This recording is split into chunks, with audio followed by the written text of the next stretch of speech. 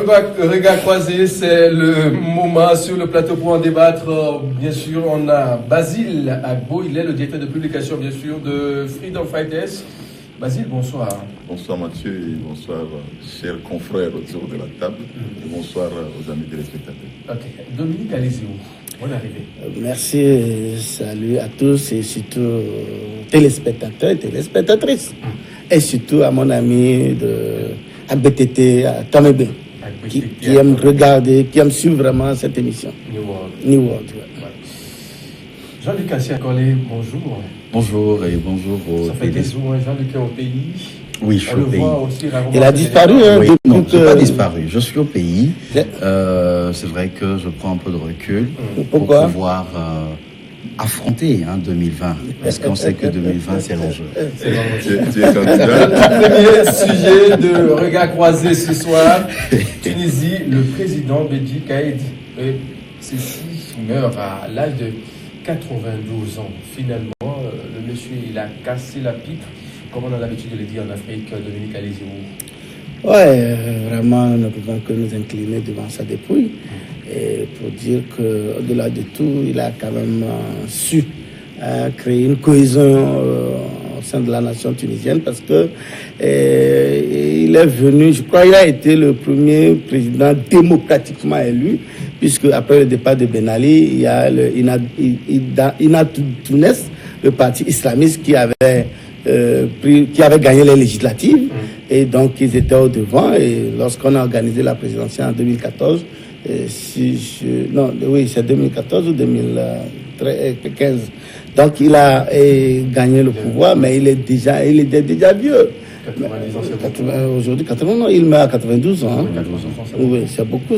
Et je crois que peut-être sur le poids de la fatigue. Normalement, à cet âge, moi, je crois que pour gérer les affaires d'un pays qui sort, oui, en Afrique, même apparemment du monde. Afrique, oui. Non, pas du monde. Il y a la reine Elisabeth. Non, quand on parle de président, quoi.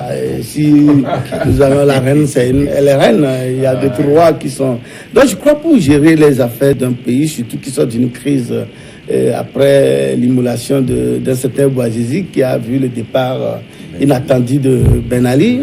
Et vraiment, moi, je trouve qu'il était trop âgé pour prendre, pour gérer, pour avoir tous ces problèmes-là. Ça a sûrement impacté sur sa santé. Sûrement que si l'homme était dans son coin, là, dans un repos, sûrement qu'il a encore vu. Mais comme c'est Dieu qui décide, on ne peut rien. Donc, est-il qu'il a quand même réussi à créer une cohésion au niveau de la nation tunisienne, parce que c'est vrai qu'entre-temps, il y avait ce problème d'assassinat qui, lorsque les islamistes étaient au pouvoir, il y a eu des assassinats, 2 syndicalistes ont été exécutés, et ça a suscité vraiment une situation, une révolte au sein du peuple tunisien, et il est venu, il a essayé de... Mais seulement il n'a pas pu endiguer le vrai problème actuellement de la Tunisie, c'est le terrorisme. Basile, pourquoi tout ce flou autour de la maladie de la personne? Finalement, on dit il est décédé, il n'est pas décédé.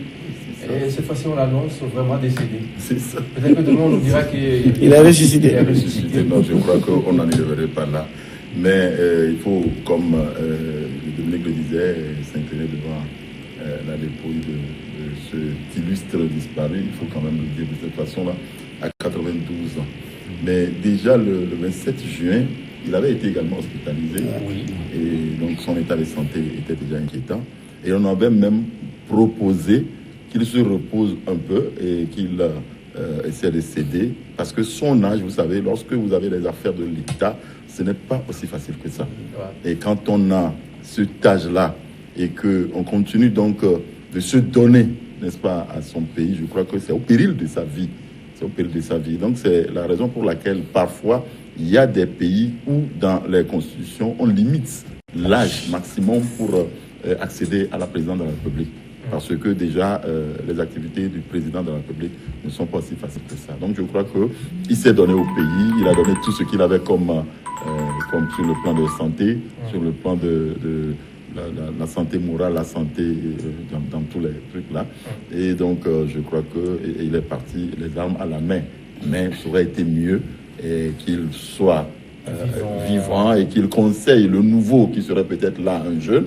Et que, parce que on a remarqué qu'en Tunisie, la gérontocratie a toujours la main dure là-bas, parce que le nouveau qui vient encore d'arriver, vous voyez ce qu'il est, et puis bon, l'âge qu'il peut avoir, il faut quand même qu'on commence par comprendre que le jeu politique n'est pas un jeu aussi facile que ça, et que être président de la République, il faut quand même avoir un âge assez acceptable pour qu'on puisse tenir.